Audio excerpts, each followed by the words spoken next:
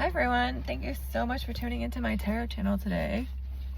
My name is Paulina and I'm so glad that you're able to tune in and share this time with me. Let's just slow down a little bit if you would and let's take a deep breath. Let's take a deep breath from the chest and let us hold it for 3 seconds. 1, 2, 3, and now we're gonna let it all go. All right, and let's take a moment of silence here, gathering our thoughts, thinking not of what we need to do today in terms of a task sense, but in terms of a spiritual sense. And once we see the spiritual sense, the task sense becomes clear. So I have a couple stories in mind. I'm not exactly sure because I've been just researching and reading and doing some different things. I got back into some Course in Miracles, which is something I used to be into years ago. Just last night, actually, I hadn't thought of it for years. I used to own that book. But that may influence some of the things I say, and just for warning, some of the stories may be about Jesus, and if that upsets you or offends you, I'm just letting you know now that may be involved in some of my storytelling. So I'm going to get one card. Okay.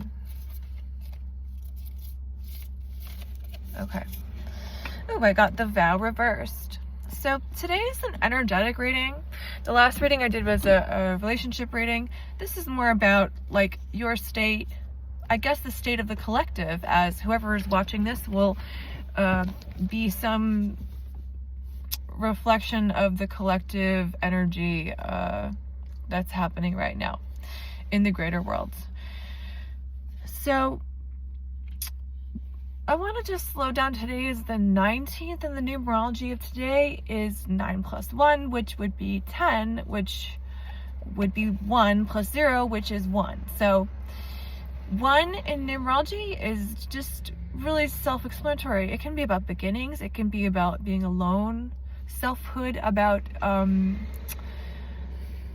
what is important to me, what comes first place in my life,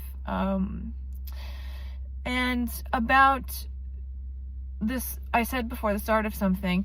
But it can also be about like just being in your own interior world. Like, what is the sound of one hand clapping? This is Zen koan. And that's not meant to be answered in a literal sense. It's meant for us to ponder, what is that sound? I think a lot of people interpret that as loneliness or something, but I interpret it as similar to, if a tree falls in the wood, can you hear it? That our internal compass has things to say, and until we listen, we can't hear it. So take as you will. So the Vow reverse, I want to read this as some promise that was made, or some energy that was like not fulfilled in the, some transaction that was not fulfilled in the way that was hoped. We got the Warrior. And this is the number 10. I'm not going to do the numerology of that card. But again, this just affirms the numerology of today, because 10 in numerology adds to 1, which is the same as today. So, yeah, the Warrior, the 10 in tarot can be about endings. So we just got something about beginnings. What are you ending, and what do you have to sort of be a warrior to end? The snake is here. My eye is twitching, which can mean that some sort of intense info is coming through psychically that I'm not really aware of yet, but I'm gonna stick with it. We got the 10, the Warrior, the snake wrapping around a cattle head here. I don't know if you've ever seen the paintings of George O'Keeffe, really talented painter. I myself am a painter, so that's where I'm coming from in bringing that up. So she, at the end of her life, moved to the desert and began painting cattle heads like this that she found in the desert. And previously she had painted flowers, which are obviously a symbol of like sexuality and fertility and life. And the cattle the death symbol is obvious there. I want to bring her up because the ending here makes me think she's a painter who painted the seasons of her life. There's also a series of doors. I don't know if you've seen that, and symbolically that's really about midlife, and that's the painting she did in midlife, about these door paintings that were really interesting, because midlife can be seen as an opening into the consciousness of death coming. Anyway, so that's why I think she's a great artist, because she reflected these different stages of life. And it makes me think of, for every time there is a season, for every, actually it's a wonderful song by the Byrds. And I think the Mamas and the Papas covered it. But it's, it's all this quotation from the Bible. But I'm just going to focus on that. For every time, it goes over all these times, like a time for joy, a time for this, a time for that. And it's just, when we got the 10, I immediately thought of the Wheel of Fortune card, which reminds me of the Wheel of Time. And the Wheel of Fortune can be about endings, because the 10 can be about completion. It can also be about our fortunes changing, obviously. And obviously I don't have a Rider-Waite deck with me right now, but I'm just grasping from my knowledge of the tarot. This is a Kim Krantz Oracle deck. But so what natural cycles, obviously we're in a seasonal change. What natural cycles are ending? I'm obsessed with these decans. And so we're coming into, right now we're here in the Cancer decan of Scorpio, which is the portion of Scorpio that is Cancer-esque. It's from the 17th on. And then the end of the month we get cusping some Sagittarius stuff, which changes the dynamic. But right now, there can be some things about leadership, and that's going to relate to one of the stories I say today. I'm just going to take that element of Cancer, because Cancer is a maternal and obviously feminine sign, so spiritual, water sign, sensitive, but also it's a cardinal sign, so they have immense capacity for leadership, and they're opposite Capricorn, so this can be used in their career and their life purpose. So I want to tell a story based on those two cards. I know this is a bit of a long reading, but that's my style. I'm going to tell maybe two stories, and one of them is the story of, for some reason I really want to tell the story of Cassandra of Troy, which is, I don't know if she lived in Troy. I don't know if she lived in Troy, but she was in the Greek myths, and she foresaw the fall of Troy, and no one believed her, and she was like dismissed for this intense knowledge that it was going to happen. And she was given this gift of prophecy by association, and then she dismissed the person who gave her the gift because she moved beyond them, Apollo. She was like, Apollo, I don't want to hang out with you anymore. And he couldn't handle it. So basically everyone dismissed this woman who was foreseeing the fall of Troy. Now, I also want to hit you with this other story. Okay, the demon water story. This is a Buddhist story. So there's all these monkeys, and the Monkey King, Hanuman, I believe is his name, is, because Buddhism draws a lot from Hinduism. So Hanuman is with his tribe of monkeys at this pond, and there's a demon, big bellied blue monster in the pond threatening them that he will take them and kill them if they come in, basically. But they're really thirsty, and he sips one sip with the bamboo straw bravely at first, and he's okay, and then he has the pond magically grow bamboo shoots so that they can all sip it together.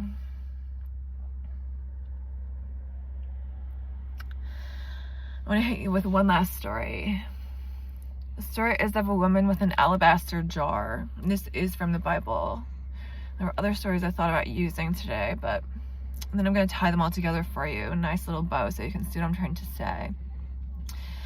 So there's a woman, a sinful woman, she's described in the Bible as being, who had an alabaster jar with expensive perfume. It's not explained as to why this sinful woman has expensive perfume. Perhaps she stole it. But she was in a life circumstance where she had to make choices that made her sinful, and she felt ashamed.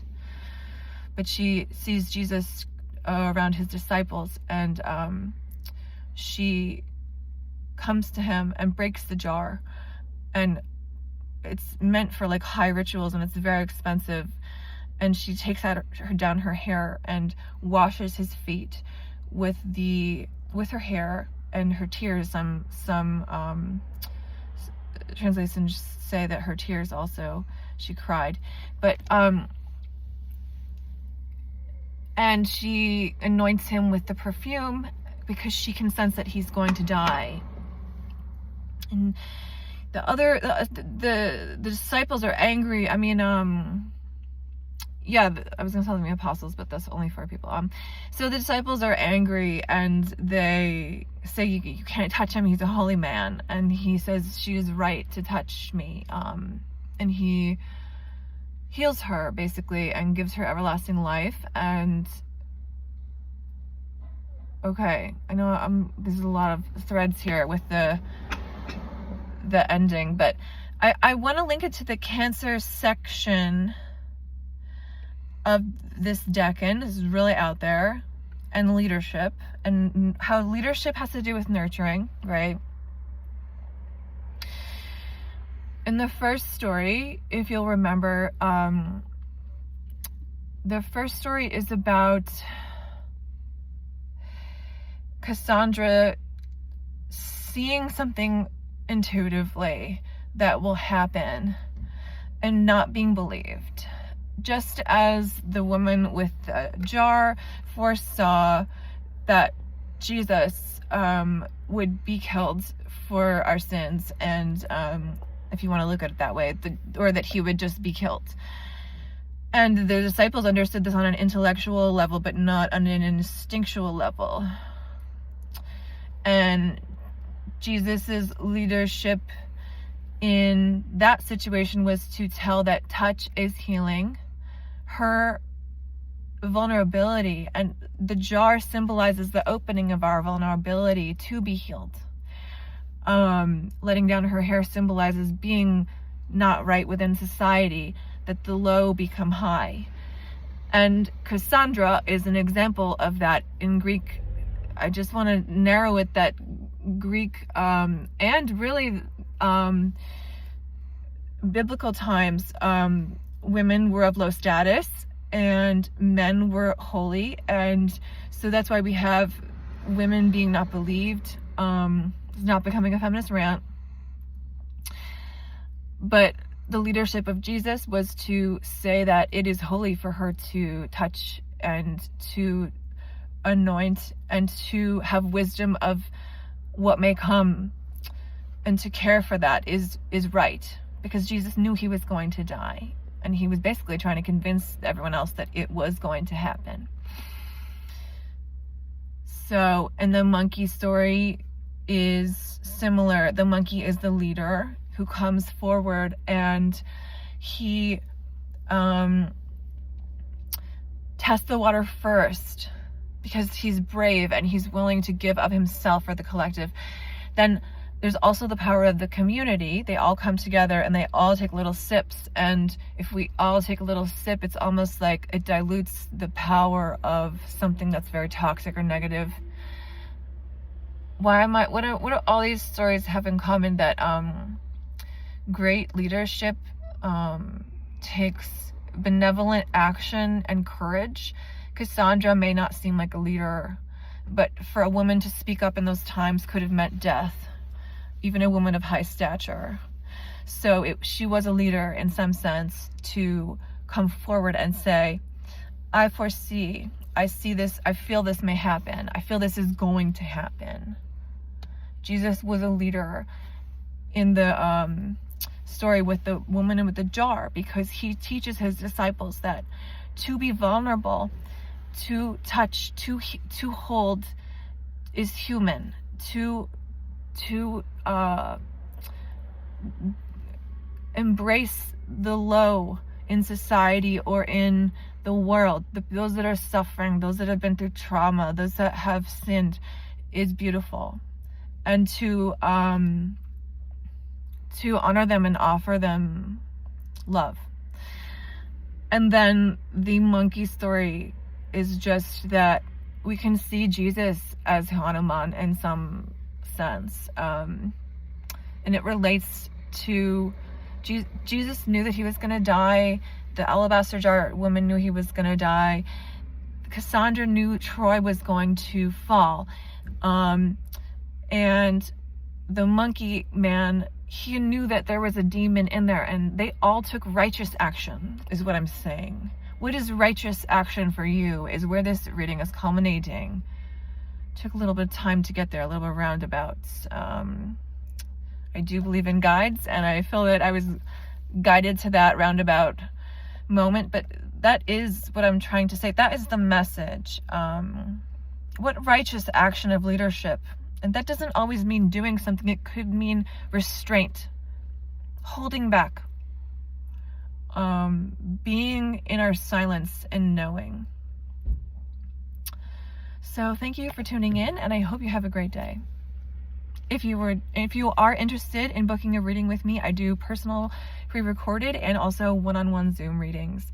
You can email me at plperlwitz@gmail.com, and I'll put that email below. I do 45 minutes, which usually goes to an hour-ish, maybe a little less, for $45 right now. So if you'd like to work with me, please shoot me a message. Thanks.